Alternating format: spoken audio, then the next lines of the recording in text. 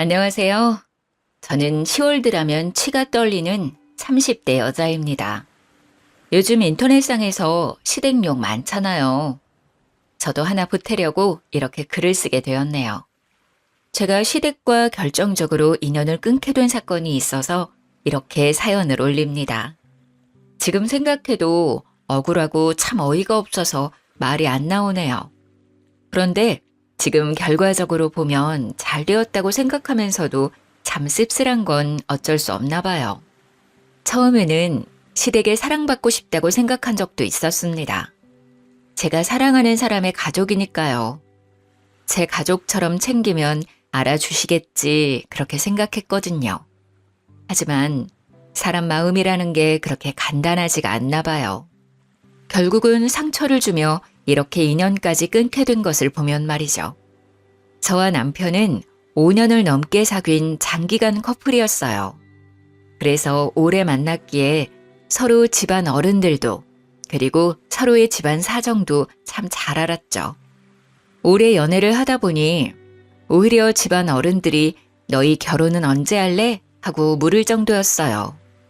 가끔 남자친구 집에 찾아가면 어머님이 저를 예뻐해 주셔서 저도 남자친구 부모님께 결혼 전부터 잘 챙겨드렸어요.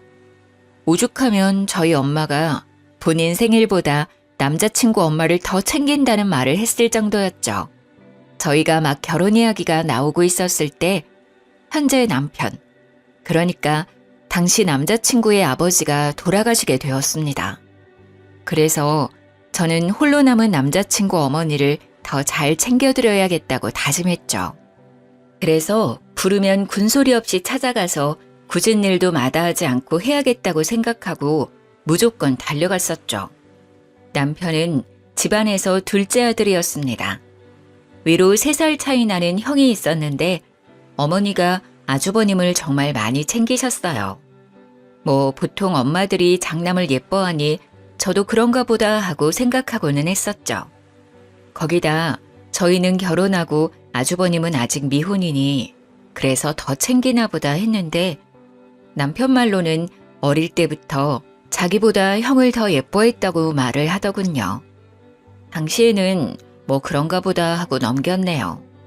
겉으로 보기에는 그렇게 차이가 나지도 않았고 혼자 있는 아들 챙기는 건 당연해 보였기 때문이죠. 그런데 아주버님이 결혼할 여자를 데려오면서 평화로웠던 분위기가 달라지기 시작했어요. 아주버님께서는 저희가 결혼한 지 3년 차에 여자분을 집으로 데려오셨어요. 그 전까지 며느리는 저 혼자였기에 거의 제가 큰며느리 역할을 해왔어서 아주버님이 집에 여자분을 데려온다고 하셨을 때 가장 좋아한 게 바로 저였습니다. 그래서 그날은 오전부터 어머니와 함께 새 식구를 맞을 준비를 부지런히 하게 되었습니다. 어머니도 아들이 30대 후반이 되어서 여자를 데려온다고 하니 얼마나 공을 들이시는지 잔치상 부럽지 않게 상을 차리고 싶으셨는지 장거리를 한가득 부셨습니다. 저희는 갈비에 잡채에 전까지 붙여서 정말 한상 가득 음식을 해놓고 새 식구가 오길 기다렸죠. 그리고 아주버님이 형님의 손을 잡고 현관문으로 들어오는데 여자분이 온몸을 명품으로 휘감고 있는 겁니다. 눈에 띄는 명품도 있었지만 나중에 찾아보니 명품이었던 제품도 있었던 것 같아요. 제가 명품에 눈이 어두워도 이건 딱 명품이라고 하는 것도 몇 개씩이나 있었죠. 저는 그때 대충 아주버님이 부자를 만나고 있다는 건 듣긴 했지만 머리끝부터 발끝까지 귀티가 좔좔 흐르는 형님을 보고 놀라긴 했습니다. 보통 부자가 아니라고 생각하게 되었거든요. 어머님도 처음 보는 큰며느리감이 반가우신지 손을 맞잡으시고 환하게 웃으시는데 저도 좋았습니다. 딱 그때까지는 그랬어요. 새 식구가 들어온다는데 나쁠 리가 없잖아요. 식사하다 보니 모자란 음식이 있으면 저는 부지런히 상으로 음식을 퍼나르느라 정신이 없었어요. 어머님이 갈비가 모자란다고 하자 저는 일어나서 갈비를 퍼오는데 거실 상에서 화기애애한 웃음소리가 퍼지고 있었죠. 자세히 들어보니 형님께선 혼전 임신을 했다는 소리였습니다. 저는 순간 3년 넘게 임신을 하지 못하고 있었기에 저도 모르게 어깨가 움츠러들더라고요. 그래도 어쩌겠어요. 집안의 축복인 건 맞죠. 하지만 저를 속상하게 했던 건 형님의 임신 소식이 아니었습니다. 바로 너무도 바뀌어버린 어머님의 행동이셨죠. 제가 갈비를 상위에 내려놓자 어머님이 형님의 손을 꽉 붙잡고 말씀을 하셨어요. 어머, 요즘은 아이를 다 혼수로 가져온다더니 참말이네. 정말 예쁘기도 해라. 우리에게 오자마자 장손까지 만들어 오고. 고생했다. 여기 갈비 먹어라. 잘 먹어야 아기가 잘 자라지. 그때 저희 남편이 제 눈치가 보이는지 갈비 한 조각을 제 밥그릇에 올려놓았어요. 아이를 가지기 위해 그동안 노력해왔는데 아직 가지지 못하고 형이 먼저 가졌다고 하니 제가 신경이 쓰였나 봐요. 갈비는 우리 자기도 좋아하니까 많이 먹어. 요리 만들고 준비하느라 고생했어, 자기야. 그래도 그 한마디가 얼마나 고맙던지 저는 남편을 향해 미소를 지었습니다. 그런데 어머님이 저를 슬쩍 보시더니 네가 한 게 뭐 있다고? 그러시면서 갈비를 형님 앞으로 밀어놓으셨어요. 순간 남편은 무안해져서 저를 보며 멋쩍은 미소를 지었습니다. 그때는 어머님이 학수고대하던 아주버님이 결혼할 사람을 데려왔는데 기다렸던 아이까지 가졌다는 말에 너무 좋아서 그러시나 보다 했었습니다. 저는 다시 잡채를 가지러 부엌으로 가는데 뒤에서 어머니의 커다란 목소리가 들려왔어요. 어머, 대학병원 의사라고? 내분비과? 아이고, 우리 집에 드디어 사자를 가진 사람이 들어왔구나. 아이고, 장하다. 지훈이 너도 참 용하다. 어떻게 이렇게 귀한 사람을 집에 들여왔다니? 참 우리 집에 복덩이가 들어왔구나. 저는 잔뜩 들떠있는 어머님의 목소리를 들으며 집이 정말 잔치 분위기라고 생각했습니다.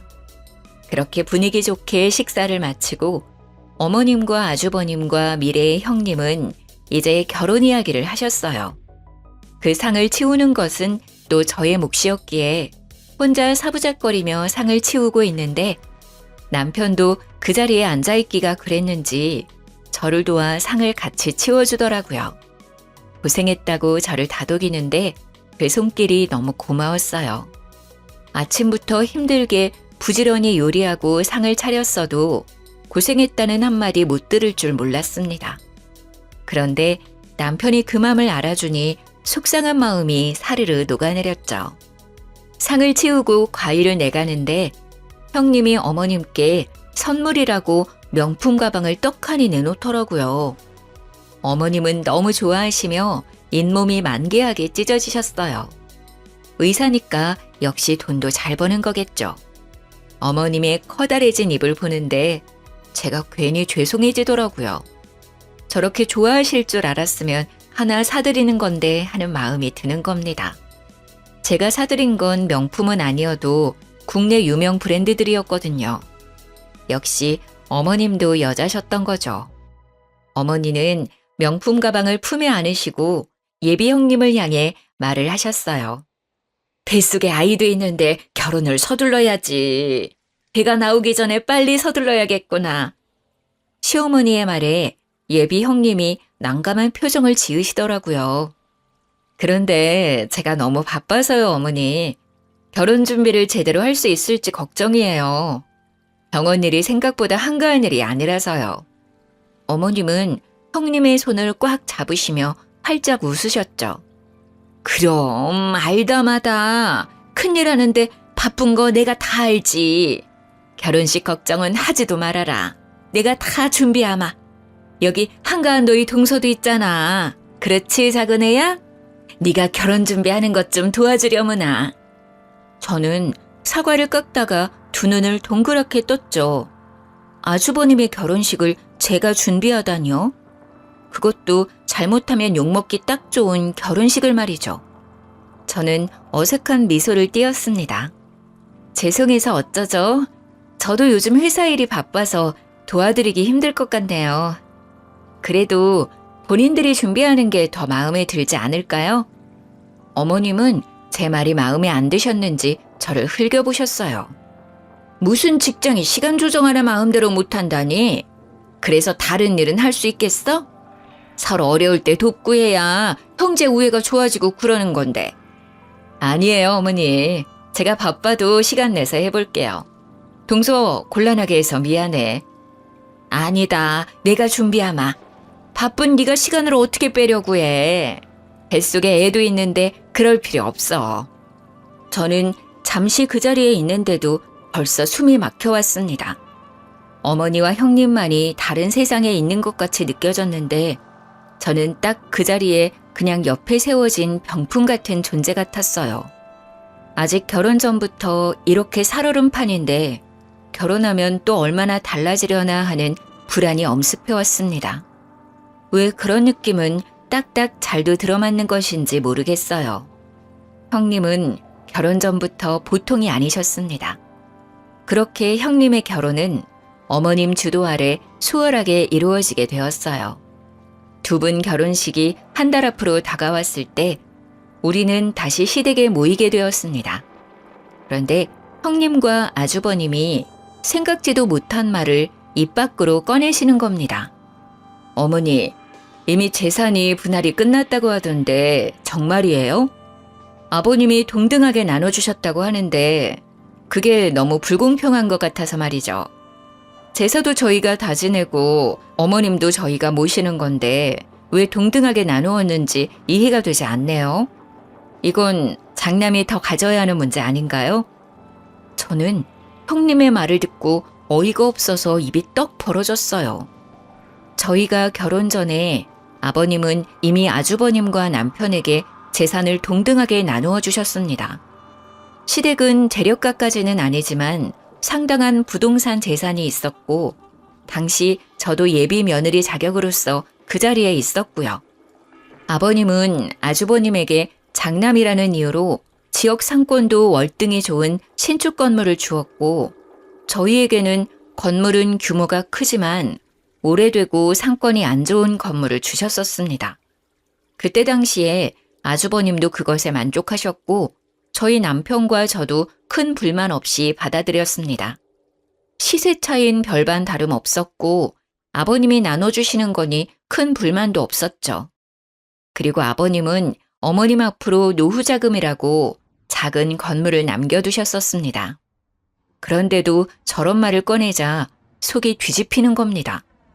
형님, 그렇게 따지면 이제 저는 시댁에 손 놓아도 되는 건가요? 형님 혼자 시댁 행사며 제사며 다 챙기시려고요? 형님은 저를 보며 고개를 끄덕였습니다. 당연하지. 장손인데 내가 책임져야지. 그러니까 우리가 재산을 더 가져야 하는 거 아니겠어? 이건 너무 불공평하잖아. 앞으로 고생은 나하고 우리 그이가 다 하는 건데 앞으로 어머님도 책임져야 하고. 그런데 그때 아버님이 그런 것까지 생각하고 좋은 상권의 신축 건물을 아주버님께 남겨주신 거잖아요.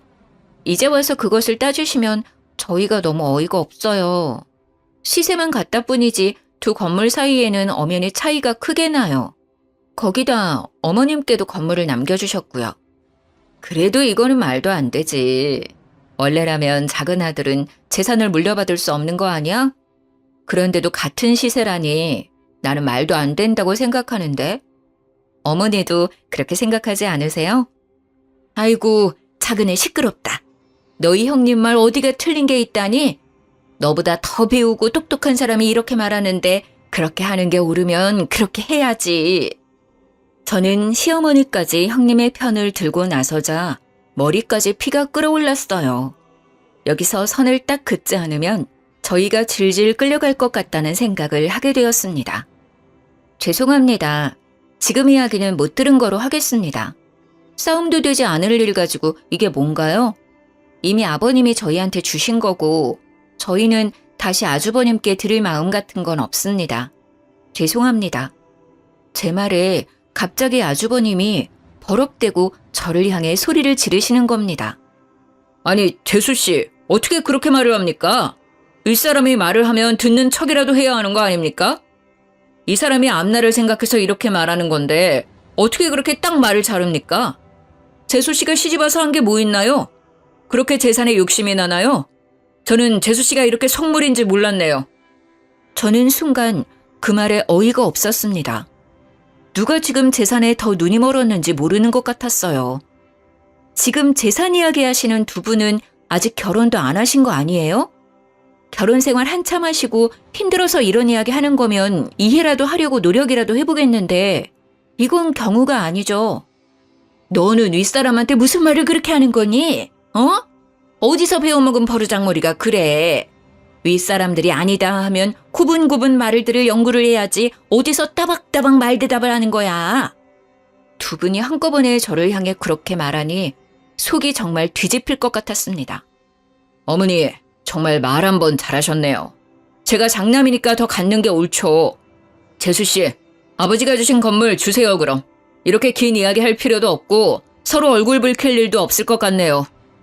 가만히 우리들의 이야기를 듣고 있던 남편이 이제 참지 못하겠는지 제 손을 잡아서 일으켜 세웠어요. 도저히 가만히 듣고 있기가 불편하네. 이미 그건 아버지가 나와 아내한테 물려주신 건데 왜 형이 주라 말아야? 재산에 눈먼 사람이 누군데 내 아내한테 그런 말을 하는 거야? 이미 끝난 이야기니까 더 이상 할 얘기도 아닌 것 같네. 우리는 그만 집에 가야 할 것 같아. 가자 자기야. 그렇게 저희는 집으로 돌아왔습니다. 돌아오는데도 정말 두 눈이 시뻘개진 두 사람의 얼굴이 눈앞에 어른거리는 겁니다. 어디서부터 잘못된 것인지 길게 한숨이 쏟아져 나왔어요. 하지만 그때는 그게 시작에 불과했다는 걸 우리 모두 알지 못했습니다. 두 사람은 무사히 결혼식을 올렸고 일주일간 신혼여행을 떠났습니다. 그리고 그렇게 복잡한 타이밍에 저는 그토록 기다리던 임신을 하게 되었어요. 남편은 저의 임신에 너무 기뻐하면서 형님 내외가 신혼여행에서 돌아오면 말하자고 너무 좋아하는 겁니다. 저도 드디어 아이의 엄마가 됐다는 뿌듯함과 함께 시댁을 찾았습니다. 모두가 둘러앉자 남편은 활짝 웃으며 제가 임신했다고 공개를 했어요. 모두 놀라지 마세요. 우리 집에 또 경사가 있어요. 제 아내가 드디어 임신하게 되었어요. 자기야, 그동안 고생했어. 정말 잘했어. 남편의 말이 끝이 나자 형님이 갑자기 대성통곡을 하기 시작하는 겁니다. 통곡은 점점 심해지더니 자지러질 정도로 눈물을 펑펑 흘리는데 저와 남편은 꿀먹은 벙어리가 되고 말았습니다. 어머님과 아주버님은 형님을 달래는데 저희는 무슨 상황인지 모르니 가만히 상황을 지켜볼 뿐이었죠. 드디어 형님이 진정하자 휴지로 눈물을 닦아내며 저를 쳐다보더군요. 동서, 좋은 날에 정말 미안해. 내가 유산을 해서 동서 임신했다는 소식을 들으니 뱃속의 아이가 너무 생각나서 그랬어. 우리가 재산 가지고 다툰 날 있잖아. 그날 그게 스트레스가 되었나 봐. 나는 그게 그렇게 분란을 일으킬 줄 모르고 꺼낸 이야기인데 형제 싸움까지 번지고 며칠 동안 끙끙 앓다가 아이가 그만. 저는 정말 할 말이 없어서 입을 다물었어요. 그 상황에서 무슨 말을 할 수 있겠습니까? 형님의 말의 뉘앙스를 보면 결국 우리가 재산을 내놓지 않아서 자신이 유산했다는 말이 아니겠어요? 시어머니는 저를 눈으로 흘기시며 입을 비트셨어요. 재산이 무슨 대수라고 뱃속에 장손을 잃어버리게 만들어. 그리고 너는 이 상황에서 임신했다고 그렇게 말하고 싶니? 지금 사람 염장 지르는 것도 아니고. 아이고, 애들이 배운 게 없어서 그런지 눈치도 없네. 어머니의 말을 듣다 못한 남편이 벌떡 자리에서 일어나서 소리를 질렀습니다. 어머니, 그게 지금 무슨 말을 하시는 거예요? 지금 형네 아기가 우리 때문에 그렇게 되었다는 말이라도 하시는 거예요? 이게 어떻게 저희 잘못인가요? 지금 저희 아이는 안중에도 없으신 거예요? 형님 잃어버린 아이만 중요하신 거냐고요? 자기야, 그만 일어나 가자. 더 이상 여기에 못 있겠다. 저는 남편 손에 이끌려 다시 집으로 돌아왔습니다. 그런데 첫 임신에 심한 시댁 스트레스를 받아서인지 유산기가 보이기 시작했어요. 아래에 피가 살짝 비치고 아랫배가 자꾸 뭉치고 아파지는 게 큰 병원에 가서 검진을 받아보려 했지만 대학병원같이 큰 병원은 대기가 너무 많이 걸려 있어 엄두를 못 내겠는 겁니다. 그래서 남편이 형수네 병원에 가서 검진을 받는 건 어떠냐고 물어보더군요. 어머님도 형님이 예약해서 허리 진료를 받았다는 겁니다. 거기는 형수백으로 검진을 앞당길 수 있는 거 아니냐고 말이죠. 저는 솔직히 형님에게 부탁하는 게 마땅치 않았지만 아이가 우선이니 전화를 걸어서 물어보기로 했습니다. 그런데 전화를 걸자마자 형님이 타박을 하시더라고요. 동서, 왜 전화했어? 바쁜 일 아니면 빨리 끊어. 혹시 이제는 우리한테 건물 넘길 결심이라도 선 거야? 그런 거 아니면 빨리 끊어. 나 바빠. 다시 머리에 혈압이 오르기 시작했습니다. 형님의 말을 듣자마자 내가 왜 이 여자에게 전화를 한 것인지 후회가 되기 시작했죠.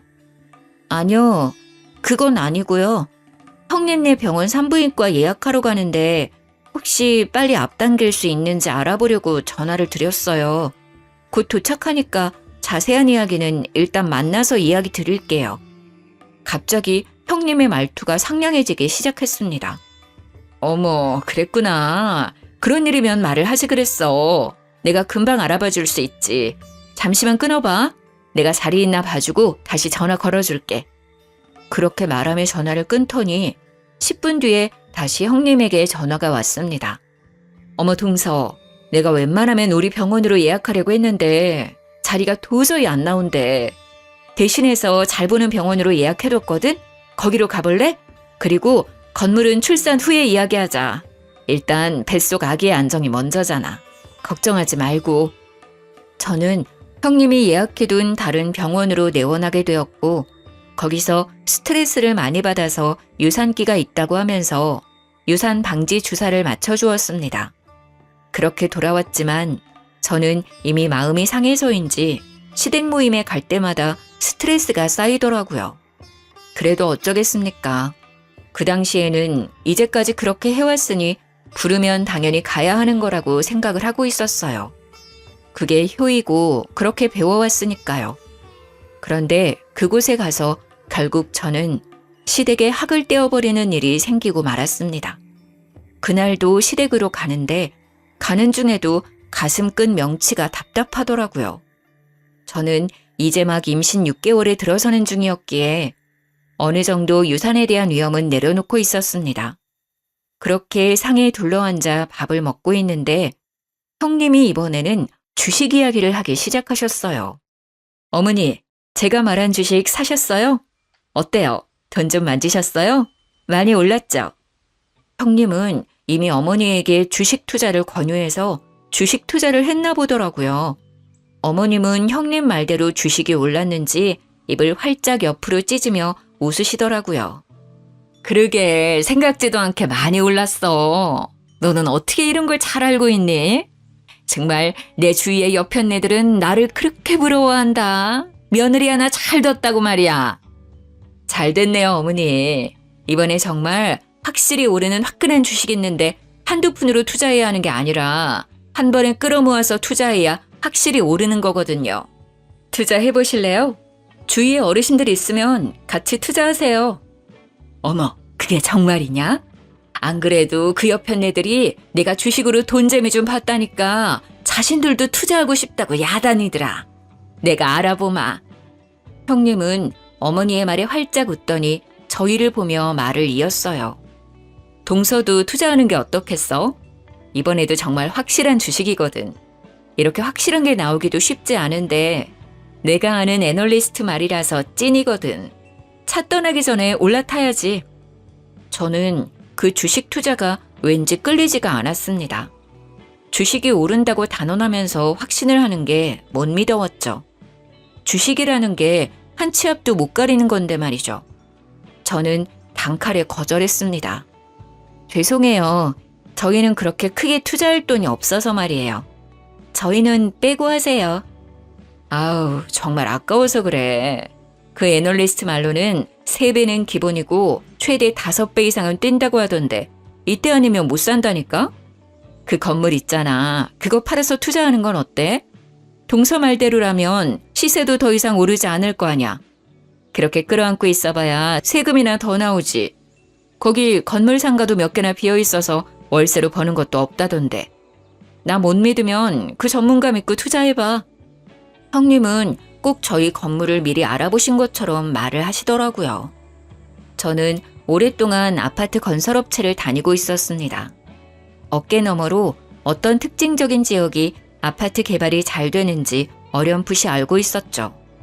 처음에는 잘 몰랐지만 아버님이 물려주신 건물을 보고 나서야 이곳이 잘하면 재개발이 들어갈지도 모르겠다는 생각을 하게 되었습니다. 문제는 그게 언제가 될지 그리고 재개발 허가가 날지 모르는 상태이지만 저는 그 당시에 이 지역은 언젠가 재개발이 된다고 생각을 하고 있었어요. 그래서 형님에게 건물을 팔지 않겠다고 말을 했죠. 아니요, 괜찮아요. 아무래도 거기가 곧 재개발이 들어갈 것 같아서 그래요. 그래서 손해라도 당분간 건물 가지고 있자고 남편하고 말을 해두었어요. 제 말을 듣더니 갑자기 형님의 두 눈이 커다래지더군요. 동서, 정말 해도 너무한다. 그런 건물을 가져간 거야? 어떻게 우리한테는 한마디도 없이 그런 곳을 가지고 갈 수가 있어? 미리 알고 그 건물 가져간 거야? 우리 그이 몰래 건물 빼돌린 거 아니야? 형님의 말에 논리에 어이가 없어지더군요. 건물을 빼돌리다니 어떻게 저런 말을 할 수가 있는 건지 당최 이해가 되지 않는 겁니다. 무슨 말을 그렇게 하세요? 저희도 아버님께 물려받고 눈으로 직접 건물 보고 재개발에 들어갈 것 같다는 거 안 거고요. 아직 재개발 뜬 것도 아니고 그럴 것 같다고 분명 말씀드렸잖아요. 그런데 무슨 건물을 빼돌려요? 저희는 정말 아버님이 주신 대로만 받은 건데 그리고 제가 회사 다니면서 지역이랑 흐름 보고 저 스스로 판단해서 그렇게 말한 거예요. 형님, 정말 말을 이상하게 하시는 거 아니에요? 그게 말이 되는 거야? 아버님이 주신다고 그런 낡은 건물을 얌전히 받았다고? 그게 더 이상하지. 분명 뒤에서 아버님에게 무슨 말을 했으니 이렇게 된 거 아니겠어? 어머니, 이거 사기 아니에요?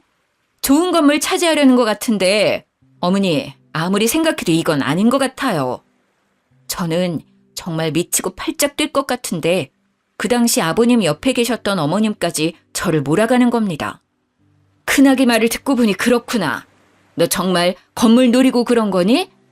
정말 사람 하나 잘못 들여서 내가 별꼴을 다 보는구나. 너 이게 무슨 경우냐? 어? 아무리 재산이 탐이 나도 그렇지. 그렇게 노른자 땅을 홀라당 가지고 가서 너 혼자 잘 먹고 잘 살려고 했니? 말하는 꼬락서니도 아주 뻔뻔하게 시리. 정말 그 말이 사실이면 저도 가만히 있지 못하겠습니다. 재수씨, 이건 법적으로 사실 여부를 따져봐야 하는 겁니다. 사실이라면 지금이라도 이실직고 하세요. 순간 머리 꼭지가 돌면서 아랫배가 뭉치는 겁니다. 밑이 빠질 것처럼 아픈데 저는 배를 움켜쥐고 옆으로 쓰러졌어요. 어머니는 그 순간까지 저를 보고 타박을 하시는 겁니다. 옳시고 이제 내가 뭐라고 한다고 아프다고 생쇼를 하는구나. 정말 너 그렇게 안 봤는데 꼬리가 9 달린 여우 아니냐? 나 몰래 얼마나 너희 시아버지를 구워 삶은 거야. 안 일어나? 씨하지 말고 일어나. 저는 배가 아파서 식은땀이 흐르기 시작했어요. 저를 잡고 있던 남편은 제 손을 꽉 잡고 일으켜 세웠어요. 제발 억지 좀 부리지 마세요. 사람이 쓰러졌는데 계속 그런 이야기가 나옵니까? 자기야, 병원 가자. 이대로 안 되겠어. 저는 남편과 함께 급히 병원으로 향했습니다. 저를 본 의사는 하마터면 조사 날 뻔했다고 도대체 갑자기 왜 이렇게 되었냐고 물어보는 겁니다. 저는 스트레스를 많이 받았다고 하니 자궁 경부 길이가 아주 짧아졌다고 했습니다. 결국 자궁 경부를 묶고도 위험하다고 남은 임신 기간은 병원 침대에 누워 있어야 한다는 겁니다. 서 있으면 밑이 빠질 것 같은 느낌에 배에 수축이 왔거든요. 병원 침대에 누워 있는데 괜히 서러워지는 겁니다. 보통 다둥이 가진 산모나 이렇게 한다는데 세상 원망이 다 남편한테 쏠렸습니다. 저는 아무 죄 없는 남편을 보고 윽박을 질렀습니다. 나 다시는 시댁 안 가. 이게 뭐야 진짜. 어렵게 아이 가졌는데 축하는 못할 망정 하마터면 우리 아이 잃을 뻔했잖아. 나한테 다시는 시댁 가자고 말하지 마. 다시 또 나랑 시댁에 가자고 하면 나 당신이랑 이혼할 거야. 알겠어? 눈물이 나오는데 남편이 제 손을 꽉 잡더라고요. 알겠어. 안 가도 돼. 그동안 고생했어. 우리 집 일은 이제 내가 알아서 할게. 당신은 우리 아이 걱정만 하면 돼. 다시는 당신 속썩이는 일 없이 할 거야. 내가 미안해. 당신 고생시켜서. 그 말을 듣는데 다시 눈물이 왈칵 쏟아졌습니다. 그동안 참아왔던 서러움이 한꺼번에 터져나왔습니다. 예쁨 받고 싶고 사랑받고 싶어서 열심히 노력한다고 한 것 같은데 어디서부터 잘못되었는지 모르겠네요. 저는 그렇게 완전히 시댁과 단절을 하고 4개월을 침대에서 더 버텨 무사히 제품에 딸을 안았습니다. 작은 얼굴에 오밀조밀 예쁜 얼굴을 보니 그제야 좀 숨통이 트이는 것 같았어요. 그렇게 아이를 키우느라 몇 달을 정신없이 보내긴 했어도 아무 걱정 없이 우리 세 식구만 챙기면 되니 스트레스로 인한 두통도 명치에 답답한 것도 사라졌죠. 남편이 오기를 기다리며 저녁을 준비하고 같이 식사를 하는데 남편이 시댁 이야기를 꺼내더라고요. 나 밥 먹고 잠시 본가에 다녀올게. 집에 무슨 일이 있는지 오늘 어머니에게 전화가 왔더라고. 울면서 전화를 하셨는데 갑자기 형수랑 연락이 안 된다고 하시더라고. 형도 갑자기 형수가 사라져서 이리저리 찾아보고 있는데 하루아침에 사라져버려서 둘 다 많이 놀랐나 봐. 저는 아이에게 이유식을 먹이다가 남편을 쳐다보았어요. 형님이 갑자기 사라졌다니 말이 나오지 않았어요. 거의 1년 가까이 시댁 일에는 신경 쓰지 않고 있어서 따로 형님과도 연락하고 있지 않았기에 저는 남편이 들려주는 시댁 이야기로만 소식을 전해 들었습니다. 남편은 시댁을 다녀와서 한숨을 푹 내쉬더라고요. 저는 그때야 무슨 일이 크게 났다는 걸 깨달았어요. 무슨 일이야? 큰일이 난 거야? 형님은 찾았어? 어디 계시는데? 일단 신고는 해놨는데 그게 좀 이상해. 형이 형수가 사라지고 일하는 대학병원에 가서 형수를 찾으니까 없는 사람이라고 했다는 거야. 그런 사람은 자신의 병원에 근무하지 않는 의사라고 하더라고. 분명 어머니가 몇 달 전에 허리 때문에 병원에서 형수 이름으로 진료 예약하고 진료를 받았고 병원 홀에서 의사 가운 입고 있는 것도 봤다고 하니까 간호사가 형수 이름으로 진료 예약된 것은 맞는데 의사로 근무하는 사람은 없다는 거야. 간호사까지 통틀어서 직원 명단을 봐도 형수 이름은 없대. 어머님은 그 말 듣고 지금 쓰러져서 병원에 계셔. 남편의 말에 저는 당황했습니다. 분명 우리는 형님이 그 대학병원 의사라는 것에 아무 의심이 없었습니다. 어머님이나 아주버님이 병원 홀에서 의사 가운을 입고 있는 형님을 만났다고 했으니까요. 그런데 막상 병원에서 형님은 그 병원 의사가 아니라고 하는 겁니다. 하지만 남편의 말은 거기서 끝이 아니었습니다. 그래서 경찰서에 가서 실종 신고를 하면서 정황을 이야기했더니 경찰의 말로는 사기꾼한테 당한 것 같다고 하더라고. 일부러 처음부터 형의 재산과 우리 집 재산을 노리고 들어온 전문 사기꾼 같다고. 그럼 형님, 아니지, 그 사기꾼을 다시 찾을 수 없다는 거야? 그런데 그때 어머님이 홀레당 주식 투자한다고 하시지 않았어? 그건 어떻게 된 거야? 그것도 가지고 도망간 거야? 지금 그게 가장 큰 문제야. 나도 그게 걱정되어서 물어봤더니 이미 어머니하고 형하고 건물까지 다 팔아서 그 주식에 투자했대. 경찰 말로는 그런 주식 자체가 없다는 거야. 아마 현금으로 돌려서 빼돌리기 위한 거짓말이라고 하는데 형수의 신원도 가짜고. 지금 조회 중이긴 한데 보통 이런 경우는 이미 해외로 도주했을 거라고 말하더라고. 신원이 가짜라니 무슨 말이야? 혼인신고 했을 거 아니야? 그게 형수가 일이 너무 바쁘다고 혼인신고를 미루자고 해서 혼인신고를 아직도 하지 않았다더라. 그래서 신원 추적이 늦어지고 있어. 정말 어머님은 믿는 도끼에 크게 발등을 찍히고 마셨던 거죠. 온 식구들을 속이고 시댁과 아주버님의 재산을 몽땅 갖고 튄 그 사기꾼은 몇 달 수사 끝에 필리핀으로 도주를 했다는 것을 경찰에서 밝혀냈다고 하더군요. 어머니는 쓰러진 뒤로 중풍이 오셔서 말도 어눌해지고 한쪽 몸이 마비가 오셨다고 해요. 문제는 어머님이 또 없는 돈까지 끌어다가 사기꾼에게 투자해버려서 빚도 상당하다는 겁니다. 하루에 몇 번씩 병원으로 빚쟁이들이 들락거린다고 하더라고요. 그래도 그 지역에서는 잘 산다는 소리를 듣고 살았던 시댁이 한순간에 빚더미에 앉게 되었습니다. 어머님은 어쩔 수 없이 사시던 집을 팔아 그 빚을 다 갚고 작고 낡은 주택을 월세로 얻었다고 해요. 저는 더는 시댁으로부터 스트레스를 받고 싶지 않았어요. 저는 그동안 할 만큼 했다고 생각합니다. 그리고 이건 어머니가 자초한 것으로 생각하기도 했고요. 건지르르한 겉모습과 의사라는 말만 믿고 모든 것을 믿어버리신 거니까요. 당신이 서운하게 생각할지도 모르지만 나는 어머니 일에 더 이상 신경 쓰고 싶지 않아. 어머니에게 갈 생각도 없고.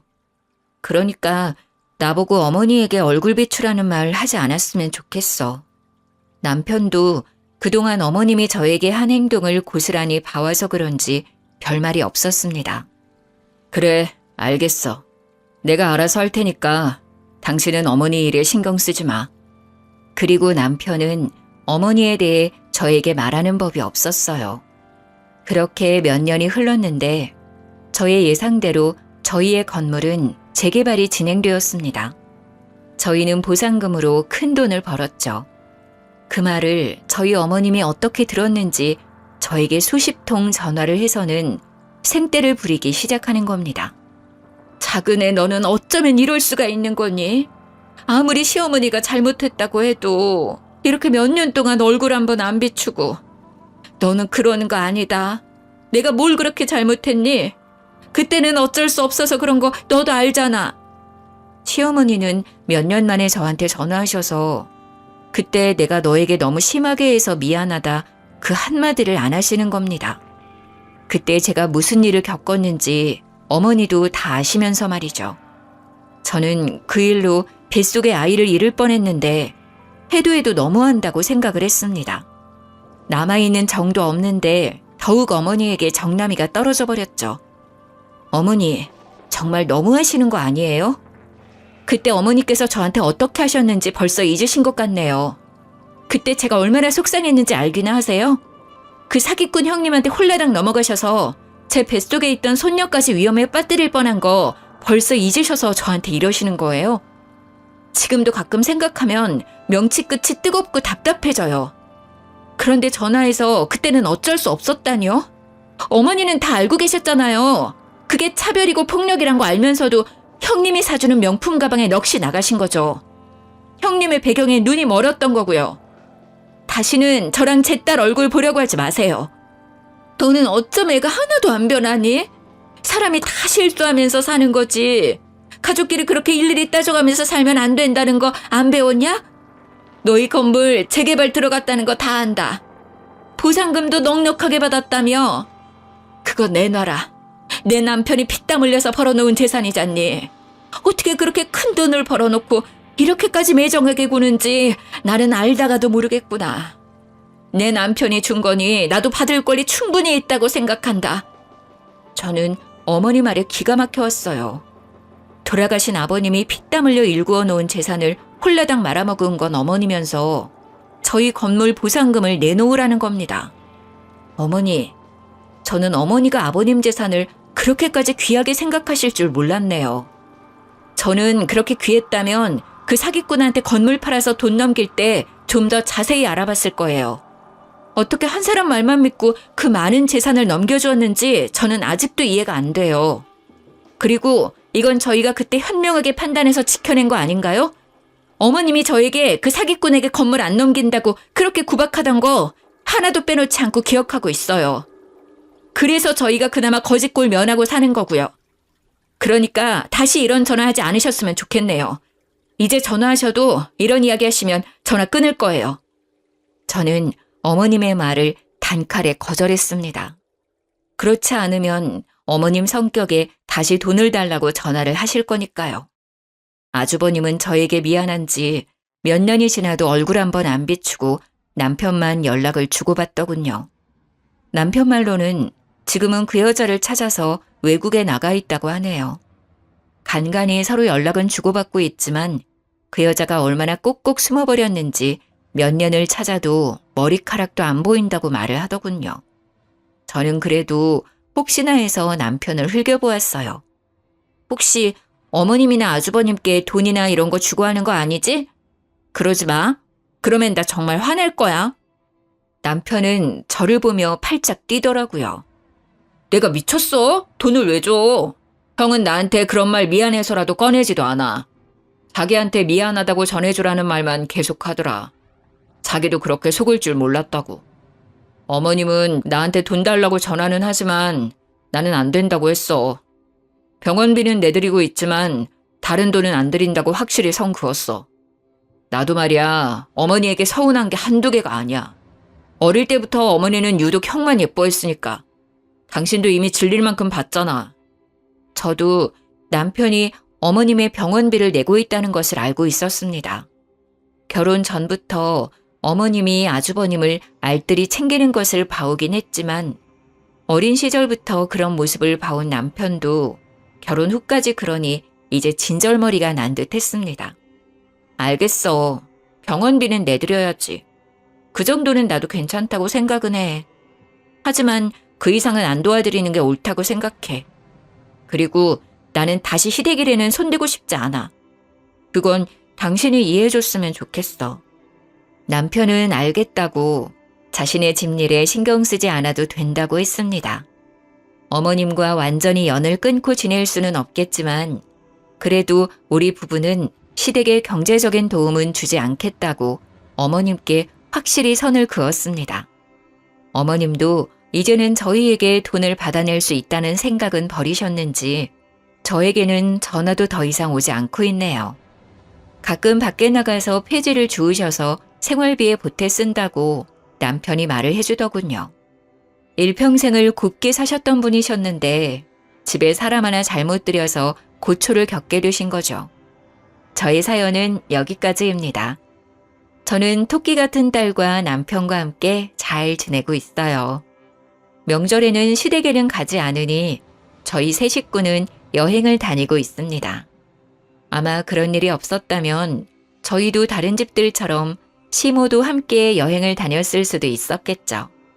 하지만 이미 지난 일을 떠올려봤자 어쩌겠어요. 나쁜 기억은 빨리 털어버리고 일어서야죠. 가끔은 믿었던 사람에게 가장 많이 상처를 받기도 하는 것 같아요. 하지만 서로 상처 주는 사이라면 서로 안 보고 사는 것도 좋은 방법인 것 같습니다. 조금은 멀리 떨어져 서로의 소중한 것을 생각해보는 게 어떨까 싶네요. 모두 행복해지길 바라면서 이만 글을 드리겠습니다.